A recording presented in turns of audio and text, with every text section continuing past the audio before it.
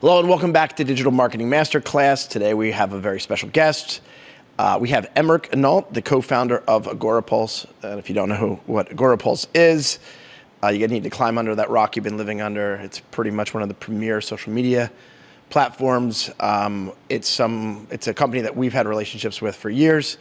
And today we are unpacking Attribution. So first off, Emeric, welcome to the show. Oh, thank you, Chris. I'm delighted to be here. Well, two things here. We have Emeric, and he's in Paris, but if you notice his tan, he just got back from Brazil. So tell us real quick. Give us the quick story. How was Brazil? Brazil was amazing. I'm an avid kite surfer, so I've been kite surfing since 2006. So it's been quite a while, and I have a 23-year-old son to whom I taught kite surfing when he was 14. So he's been growing from 14 to 23, 9 years learning kite surfing from daddy. And he just graduated from his engineering school. And I said, if you graduate from, in France, engineering schools are only 10,000 a year. I say only because for you guys it is nothing, but for us it's a ton of money because my legal studies cost me nothing.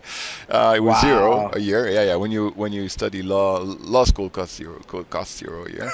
But engineering or business schools, they cost anywhere between 6 and 10, 12K, depending on the level of the school. So, and it's 5 years at 10K, that's 50K. And I said, if you're going through your engineering school without doing the same year again, without doing it double, I'll take you for a week of kite surfing in some place nice. And he did that, so he got his week, and we just got back from it. That was very fun. That's amazing. That's and amazing. That and son and dad moment. I think I'm a hardworking entrepreneur. I work my butt off, and I've been doing that for 23 years. But at 51 years old, I also learned that quality family time or friend time is important to do as well. Yeah. That's cool. That's cool.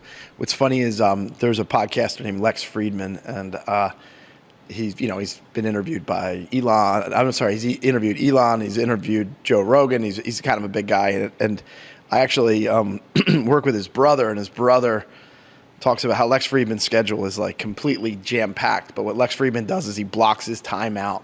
So he goes, I only see my brother 3 times a year. But when I do, I get like his full day, his full attention and everything like that. And he's like, what I've learned is that when you have quantity, you squander quantity. And when you have quality, you savor quality, And I was like, that's actually very true. A pretty good way of looking at it, So let's dive into some work stuff here, some marketing stuff here. Obviously, you're running a pretty big company, but one of the things you've been doing lately is you took over the marketing department.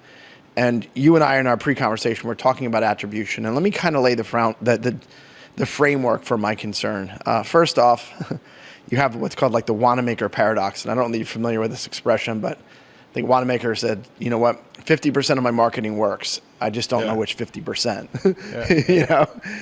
And so what we're noticing here, I had Rand Fishkin on the show. Andy Crestodina is my normal co-host, and we're always talking about, it seems like the easiest time of marketing was years ago or yesterday. And what I mean by that is that, let's say hypothetically from SEO, all you really needed to do is do a long tail keyword strategy. You would go and you would find keywords that have less competition. I did that. Exactly. Less competition, and all of a sudden just own tons of land, so that worked. Then you had certain things in social media that were working, and then they changed the algorithm there. Now you have AI that's coming in, and to tell you the truth is that it's like a no mercy thing. We have no idea which way it's going. Yeah, but it's very AI difficult. is already 2% of our traffic. Yeah, ChatGPT is already 2% of our free trials. It's crazy, right? And then finally, even Elon says, I have X, and if you put a link in Twitter, like there's a very good chance that your visibility is going to basically plummet, because it's what Rand Fishkin's calling like zero-click advertising, which basically means, like it's almost like you're going to have to upload almost everything natively, because once they think that there's any way that you can get off of their platform, they're going to disincentivize that or disincentivize that for visibility. Now, I don't know whether that last part is 100% true. Social media is something my team knows very well, but I'm horrible at. YouTube is my only form of social media that I'm actually really good at. So let's kick it back to you. How has the landscape changed? I mean, you've been doing it for 23, did you say 23 years? Yeah, 23 years. Yeah, then you and I started the same year. Yeah. It's crazy, right? Let's just take a little stroll down memory lane. Like, how much has changed as far as how easy it used to be and how hard it's. It's funny you say that, because in my view, it used to be hard. When I started in 2000, there was no Stripe, there was no AWS, there was no Ruby on Rails or any kind of development framework. All the infrastructure that we built for the web that allows anybody with a Notion and no code something to start an MVP and get a product tested in a matter of weeks and not months. All that stuff didn't even exist. So if you had to build a recurring payment system, you had to build it. It didn't exist. The ChargeBees, the Recurleys, none of those systems were existing. And if you had to build, we have to take coupon codes in our recurring system to give discounts to that didn't exist. You had to code the whole thing. So you basically had to code your own infrastructure of everything to have your software being delivered to the world and sold to the world. So it was much harder. I remember going to a computer software in Paris with my car and asking for the guy, give me that motherboard, please. Can you give me that memory stuff? Can you give me that? Can you build that server for me, please? That hard drive. How many RPMs do you need for your hard drive? 5K or 10K? Like, well, I don't know. Now you go on Amazon AWS and you say, click, click, click, clack. I have a server. Thank you. Goodbye. And it takes 5 minutes. So, everything was harder this way. It was easier to be seen because the land was empty. It was a huge piece of land with only a couple of people running on it. So it was easy to say, hey, I'm here. And everybody would hear you and come to you. Well, right now we're like in Disneyland, in the line for Disneyland on a Saturday morning, and hey, I'm here. Yeah, me too. And then it's impossible to be seen or heard. Yeah. So hard and easy is a matter of context. Well put. Yeah. Well put. I for visibility, I agree. It's much harder today. But you know what? At the end of the day, that's what gives an edge to those who figure out how to be visible. That gives an edge to those who are able to raise across or above the crowd and above the crowd noise, and that gives an edge to those who are creative and hardworking and willing to win enough to make sure that they find a way to raise above everybody else and everything else. So I would say it was easy because anybody could do it 20 years ago. Well, anybody, not anybody, but anybody who would shout loud enough and find the latest platform or the latest, when Facebook ads came up, when Google ads came up, like those were like what, $0.01 a click on Google ads in the early days. I've seen those. Yeah. I've paid those. Now it's $10. Yeah, I know. So that was the easy part, but at the same time, you didn't have to be creative and you didn't have to be really good, which I think is not good for humanity. I'd rather have a complex ecosystem and environment where succeeding is hard, so only the best do, because that will filter everything else but the best, and the best will emerge, and you'll get, as a consumer, whether you're a B2B consumer, as a business, you're buying software for businesses, or you're buying services for your business, or as a consumer, you're buying stuff for your own enjoyment and use. You get to see what surfaces to you is the best because of that. So I don't think that's such a bad thing. And it's my entrepreneur always see the half full bottle, not the half empty one. Yeah. Well, I think one of the things that we're starting to see is it's almost like there's two different arguments made at the same exact time. So what I'm seeing is that one of the threats that I've always never really felt like I had is we used to have this, what we called the merry marketing argument. And the merry marketing argument is just that marketing is moving extremely fast, that for most businesses that are enterprise or small business, enterprise and above, you're starting to say it's not a one-person job. You need a team, or you need to be able to divide and conquer and do a lot of things really well. Now, what I'm finding that with AI is going to be doing is it's going to really make marketing merry in your company a whole lot stronger because they can do things significantly faster, hopefully with just as good a quality and things like that. And so what's weird is not only are we competing with each other as marketing agencies, but we're also now marketing Mary's actually getting stronger than she was maybe 3 to 5 years ago without AI. But at the same time, what I'm finding is attribution is harder. And so a lot of what you were saying is like, well, it really matters all the pre-work or the homework you do in preparation. And so like if you're reactive, hoping to find attribution, like I would really want you to bring up the topic you were mentioning before about seeing the tip of the iceberg and maybe no iceberg. Yeah. But I think one of the bigger challenges is that I think a lot of companies, we don't mean to set out this way, but we become very reactive. And then we look at attribution in a very reactive way of like, what did I see? And then what I saw, how am I going to respond? So tell me about how you look at that from how do I measure twice and cut once? How do I set it up so that when I start to see these opportunities, I know where they fit in my grand scheme of what I'm hoping to see from attribution? Yeah. So let me just take a step back on why this matters, because I think we need to be very clear on why attribution matter, especially in a recession time. Attribution for me matters because it is giving a chance to, as leaders, right? You and I are business owners. We run businesses. We have people who work for us. We owe them to give them a chance to win. Because if they don't win with us, what are we going to do? We're going to let them go. Correct. So we owe them a chance to not being let go because they're winning. And when you talk about marketers especially, winning means that we can attribute success to their work, right? If we cannot attribute any kind of success of the business to what they do, eventually at the next layoff, they're going to be on the list. By definition. That's what I keep telling my managers in the marketing team especially. You owe them clarity on what's going to make them win, and you owe them to give them activities and campaigns and work that has an outcome that's defined and that has been defined as worthy to the company. That's what we need to do. And when you don't plug attribution to that, you don't plug that measurement, you don't plug that certainty of value that they created, and you're not giving them a chance to thrive and be kept as team members, that valuable team members that brought value to the company. So for me, number one, first and foremost, it's a duty of leadership to give your people the ability to thrive and the ability to win, and that includes attribution by default. That includes the ability to attribute the result of something that's valuable for the company to what they've done, right? Mm-hmm. So that's the starting point.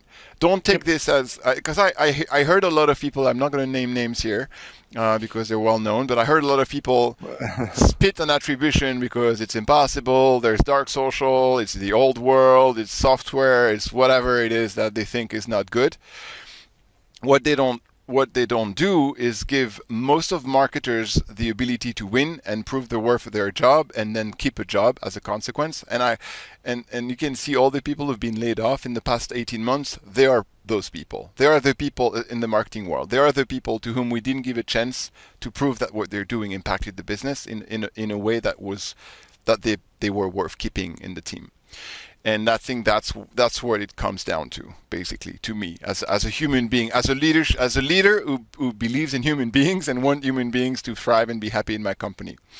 So that being said, and trust me, as a CEO and now a transition CMO, I see every day managers in my companies that are giving tasks and campaigns and initiatives to their team members without having that in mind. And they're asking them to do things that I know when I look at those things, I won't care if those things are done or not done. I won't care about the outcome of those things that they're asking them to do. So it is not easy to do. It sounds easy when I say, yeah, give them stuff that has an outcome that you can measure and that will impact the business. It is not easy to do for most people because they're like, okay, well, what is the outcome? So first define what is the outcome, then define what the business needs, then define all these things needs to be defined. So we're not going to do that today. But when you start talking about vision and mission and measurement framework, as scorecards for teams and individual team members and so on and so forth, like It's crazy enough. My marketing team didn't have a scorecard until I took over 2 months ago. They didn't have a number on their head. Can you believe that? We're a 180 people company. There was no number.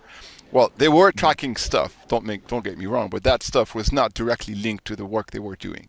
So that's leadership. That's a leadership problem. It is not an attribution or a software or anything problem. That's first and foremost a leadership problem, and also an education problem. Do you know how to do it? Do you understand the framework that needs to be put into place? Do you understand the teams that you need to build? Very simple example. I went to an event in London 2 weeks ago, a trade show. And we've done a ton of trade shows like that in the past 12 months. But at the time, we didn't have an SDR team. When you don't have SDRs, sales development representatives, or anybody who is tasked with following up with the leads that are created in an event, or a virtual event, or download, or a webinar, or whatever it is, that's a marketing activity that's generating leads. If you don't have that, then you capture leads, and those leads are dying on their own because nobody's doing any follow-up with them, right? Mm-hmm. And we've wasted hundreds of thousands of dollars by doing marketing activities with no follow-up behind them. Mm-hmm. Zero. Yeah. Nobody was called back. Nobody was, hey, thank you for downloading this. By any chance, are you using a social media management software these days? Oh, yeah, using this. Are you happy about it? No, I'm not. Would you be looking for a change? Yeah, why not? Let's talk. That kind of stuff. This is where you create business out of marketing activity, and then you can attribute. Oh, that thing we did, that event, that webinar, thanks to the follow-up, we extracted that much value from it. So my first learning from attribution is you need a team or a person or a function who is responsible of the follow-up. That's number one. That's my huge learning. It's funny enough, since I did this event, I talked to a lot of people who are doing events and say, I need to learn from you because we did this event and we did it all wrong. Please help me understand how you do events and what are the things that you do right. The one thing they all told me, if you don't have an SDR team, don't do events. If you don't have the bandwidth and the people to follow up on whoever you're going to capture during the event, don't do it, because you're going to waste 80% of whatever is going to come to you during that event. And that, what I'm saying here, is probably true for virtual events and webinars and downloads and ebooks and free trials and everything that we do to capture leads. So that's the first learning. And it is not high tech, right? We're talking about someone doing follow-ups based on people who signed up for something, right? So it's not absolutely not high tech. It's human, totally 100% human, and it's old school, right? It was true in 1980, in 1990, and it's still true in 2023. Yet, a year ago, I didn't have an SDR team, and I was a $20 million revenue company, 170 people, and we were not doing that. So I don't know who's listening to us today, but I'm pretty sure among them there are many people who are saying, "Shit, I'm not doing that either. I probably should." And sure. My message to you is, yes, you should at least get one person in charge of following up, following through, and making sure that what you create in terms of marketer is not going to sit there in your CRM, whatever name CRM you have, and die there, right? So that's number one. Number two is when you are attributing where things are coming from. There, some are easy. An event, well, it's easy when it comes from an event because usually you're scanning badges and you're doing qualifying questions, or you're even booking meetings on the fly. And because there's a time, like that event is Monday at 2 p.m. until Tuesday at 4 p.m. and like everything that happens from there it's coming from the event, so it's very easy to qualify them. And by the way, the SDR team is going to be super helpful, because even if you have no technical framework to qualify them and to qualify their where they're coming from, they're going to be manually able to do that for you, so you won't have to have a very complex technical framework behind the scene to do that. But if everything you do is online, which is most of the stuff that we're doing, the free trials and the webinars and the online events and all that stuff, and the blogs and the content, then you need a technical framework. And that technical framework, if you have not built it before you start doing the marketing activities, the attribution will never be possible. Ever, because you will have what Google Analytics will tell you, or whatever analytics or BI tool you're using is like, oh, that's Google search, or that's referrals, or that's whatever. That makes no sense to you, right? And you've probably gone to GA4 and say, oh, Google search or organic search. Oh, Yeah. have a good day. What are you going to do with that? You cannot do anything. So in order to be able to get a good level of attribution, and let alone perfect is impossible in the marketing world and in attribution in particular. If you want to have a good level of attribution, you have to build a framework where everything is being secluded into different pieces. So, oh, this webinar, let's put it on that landing page. So that landing page becomes the place that is telling us everything going to that landing page is actually this webinar here. Or this webinar, that we're doing the same thing, but just a piece. It's a different version of that webinar. It's the same, but it's a different version. Let's use another landing page. And you start putting your marketing assets into different places, so you can start tracking because they're going to this page and that page with that. So that's why you end up having a bunch of landing pages. Whether you're using HubSpot or Marketo or any kind of landing page software that are allowing you to do that helps you build the infrastructure of places where people go to consume your marketing content, whatever it is, video, text, audio, podcast, anything that they want to subscribe to and download and consume. They're able to go there, and by the destination, you're able to know it's coming from here, it's coming from there. I can connect the dots from that. And for everything that goes with referrals and tracking, obviously, everybody has heard about UTM codes and UTM links. Yeah, UTM links. Every time you mention UTM links, people say, "Yeah, of course, obviously." You know how many people use UTMs on the links that they share on their social media? What's the percentage of links shared on social media that contains UTM links? If you're asking the question, it's got to be shockingly low. It's 2%. Wow. So that means that, and I would assume that number probably applies to any link shared anywhere, because I see no reason why links shared on social media would be less tracked than links shared on forums or private messaging or anything else that you're doing social media for marketing purposes. What are you finding from social media? Even if you add a link and it's got a UTM, I'm just seeing so many platforms are basically trying to prevent you from having a link that would leave their platform at all. Do you play the numbers and do certain posts like that? There's just certain ways you can bypass it by putting links in the comments. What's your strategy when you start to think about these platforms? First of all, we look at numbers. We analyzed around 10 million posts for a 12-month period, and out of those 10 million posts, we saw that 1/3 of them contained a link. So whatever truth is behind link is good, link is bad. 1/3 of the posts that we looked at contained a link. So that means that people are putting links in their content. So now, when you are afraid of link inside the content may lead to less visibility for the post, you can put the link in the first comment, which is something many platforms, including ours, allow you to do automatically. So you don't have to come back and create the comment and add the link. You can do that at the time you publish. And apparently that wipes this risk away if there is a risk.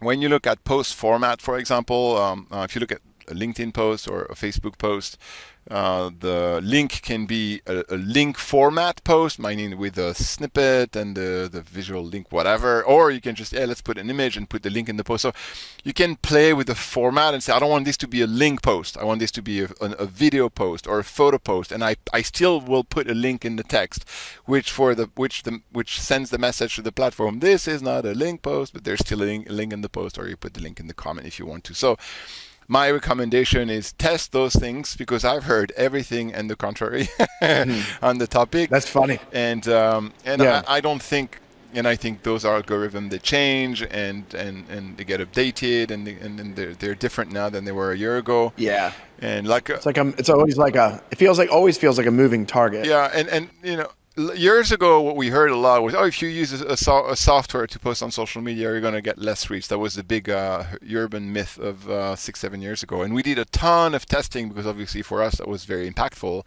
that this belief was out there. We did a ton of testing, and the results of our test, again, I'm speaking 4 years ago, the result of our test is that there was no freaking difference. It was exactly the same reach. It was exactly the same number of impressions. And we did the test with Buffer and Hootsuite and us and Native and everything combined and compared and A/B tested and so on and so forth. There was no difference. So I'm always careful about urban myth like that because I did not experience myself. I post links on my LinkedIn and I get thousands and thousands of views on my personal profile. So I'm not sure this is true. And beyond that, when a link is meaningful in my content, I think what matters the most is that my content is meaningful. The fact that there's a link there. If I'm going to speak at an event and the event is really interested and people want to join and see me, if I put a link there, it is meaningful. It makes sense. It's helping the reader. I'm very interested. I want to meet Emmerich at that event. Oh, how do I find that event? Oh, there's no link in the content. Oh, okay, I have to go on Google and search for the event.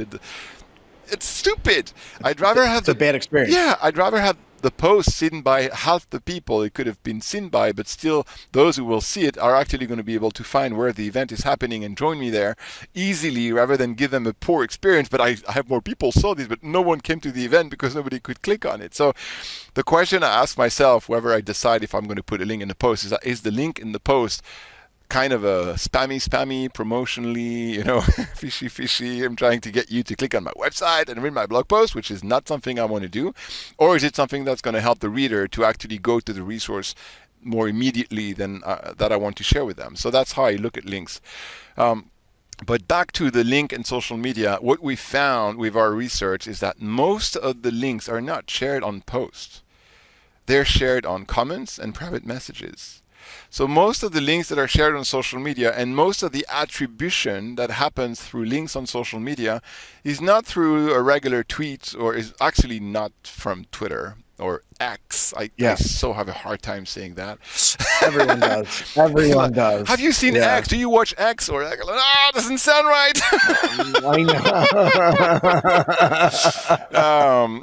And it doesn't come from X. It usually comes more from Facebook and LinkedIn, and from Instagram. It comes from DMs and stories. And the customer of ours who are doing the most revenue from Instagram that is attributable and tracked it's from stories and direct messages. It is incredible. I didn't even thought it was possible, or it was existing, sure. But that's what we discovered. And also there's the link in bio that people are using on TikTok and Instagram, because on this TikTok and Instagram you cannot put links in your post or your comments or anything organic except for stories on Instagram. And the link in bio is the way to bypass that. So now you're going to tell me, oh yeah, but you're only going to get a portion of whatever visibility and traffic you're creating. And I agree, it is a portion.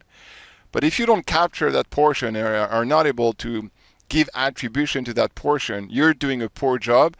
And back to square one, you're not giving your social media team or your marketing team the ability to prove that what they're doing is bringing business back that is worth doing. So that they should keep their job in the company, because what they do is worth the company's money and the company's time.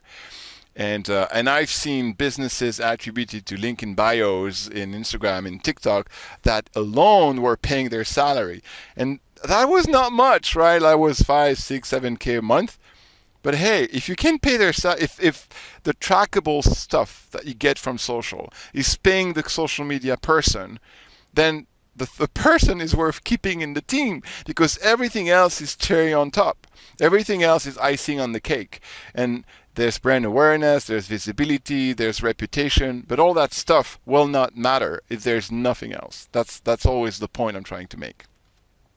Let me ask you one more question, because it's very similar to links. Do you believe that each of these platforms you should be, if you are using multimedia, or say it's video in this case, or an image, do you believe in uploading them natively to each platform, or do you have one platform and you syndicate it to other social media platforms? I don't really have a belief. I know what we do in terms of practice. We upload them natively to all platforms. Okay. But I wouldn't. But it's a practice we have. I don't know why, and I could not tell you if there's a better or a worse practice out of the two. Why do you ask the question? Do you have a specific case in mind? Well, in my case, YouTube is our platform of choice. That's what we prefer that people go to. However, I'm finding that we get more value, more visibility when we have our YouTube channel, but rather than posting my YouTube link on X and on these other Oh, platforms, I see what I you mean. have to upload the video Yeah. over and over and over Yeah. again, which to tell you the truth is more tedious and more time I consuming. know. But the juice is worth the squeeze. Yeah. Well, then my answer to you is it is probably worth the squeeze, and it's probably worth posting natively the videos on platforms because even though I don't have any Yep. data to back my gut feeling with, Yep. I would gut feel that if you post natively a video on X and Facebook and Instagram, it's going to do better than if you post a YouTube YouTube link. Yeah. Yeah. Yeah. And that's tough too, because, like, It's more work. I don't know how to describe it, because a lot of what you're hoping for is you're getting more subscribers and stuff from YouTube. Yeah. And so hoping that they find value when I post a video on LinkedIn and then leave LinkedIn, Yeah. go to my YouTube and become a subscriber, it does make it harder. And that's where before, when I was saying it was marketing easier before, like Yeah, I get 3 to 5 years ago, I feel you. I was getting subs. Totally. Totally, but hear that. Some people love YouTube, and you're going to get them on YouTube. Some people love Instagram, and you're going to get them on Instagram. Some people love LinkedIn, and you're going to get them on LinkedIn. And there's no way on earth that you're going to be able to force any of the Instagram and the LinkedIn ones to go to your YouTube because you want to. That's not happening. Yeah. And I am a YouTube guy and a LinkedIn guy. I am not an Instagram guy. If you're trying to get me to your Instagram, no luck to you. I don't check Instagram ever. But I check LinkedIn every day, and I check YouTube very often as well.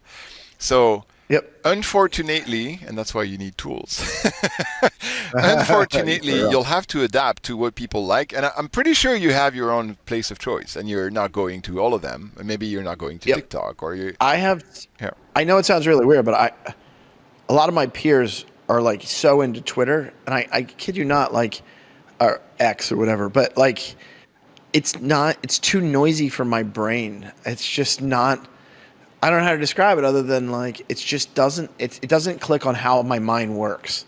And so I try all the time to be like, this is the year where I totally get, because in the AI world, because I do a lot of AI, X is like the platform.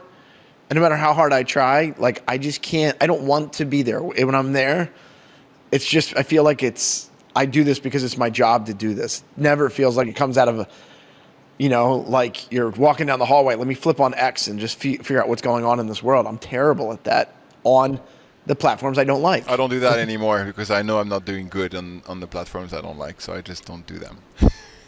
Yeah. But, you never know. And it's funny because as times change, I find that certain mediums work better in certain platforms. And what I mean by that is that so many times I find that I'm creating content for other marketing agencies, engaging my success, thinking that, I got views or subs or something like that. And then I do my research on who they are, and it's just my competitors. And I'm like, you know what? I would rather have a smaller audience in a land of customers than big numbers in a land of competitors. But there's like an ego thing involved in it. And it is one of these things that I recommend. I say this to brands. It's like, just because you have visibility, I'd rather have high visibility in a qualified market. Yeah, absolutely. I'm sorry, no. Absolutely. Low visibility in a qualified market than high visibility in a world of your competition. Because to tell you the truth, is my competition, I say this with love and respect, they're just stealing my stuff. Yeah. Yeah, absolutely. I don't know. I'm not that brave, but I mean, I steal their stuff. Let's be honest. You know what I mean? Like, we're always sharing ideas and stuff like that. But what moves the needle for me is like keeping the lights on in this place. And so I'd rather be more popular in the world of mechanical contractors in Virginia than I would be to be the most loved marketer in a world of marketers that have never sent me a check a day in their life. Totally agree. That's absolutely a good point. Yeah. Yeah. So we were talking about attribution. We were talking about certain things like that. But you were talking before in the green room about the iceberg analogy, and I really liked what you were saying there. Yeah, so my iceberg analogy is that what you're going to hear from people who don't like to measure things or you don't like to measure attribution, they're going to tell you, "Oh, yeah, but in the modern world in 2023, there is dark social, there is referrals, there is private messaging, there is word of mouth, there is all these things. There is iOS 14, so everything that's happening on mobile is not going to be visible on desktop, and vice versa, and the cookies and the Yeah. cookie-less world, and on and on and on. Right? You're going to hear that again and again, and all that is true. All that is making attribution, technical attribution, cookie attribution, that kind of attribution more and more difficult. It is absolutely true. And what they're going to tell you, which is actually an argument I reversed against them, they're going to tell you, yeah, you're just seeing the tip of the iceberg, so it's not worth doing. And the way I Yeah. reversed it, I say, well, if you're not seeing any tips, you're probably not seeing any fucking iceberg. Because if you don't see Exactly. anything above water, let's take the analogy, or you're in a sailboat and you're navigating in the Antarctic and there are no tips of no iceberg, there's probably no iceberg either.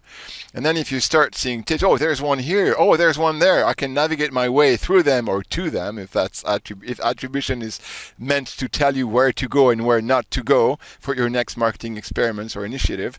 The way that you can see tips is going to give you hints on where to go and where not to go. And if you're not measuring those tips, what are you doing? You're keeping yourself blind.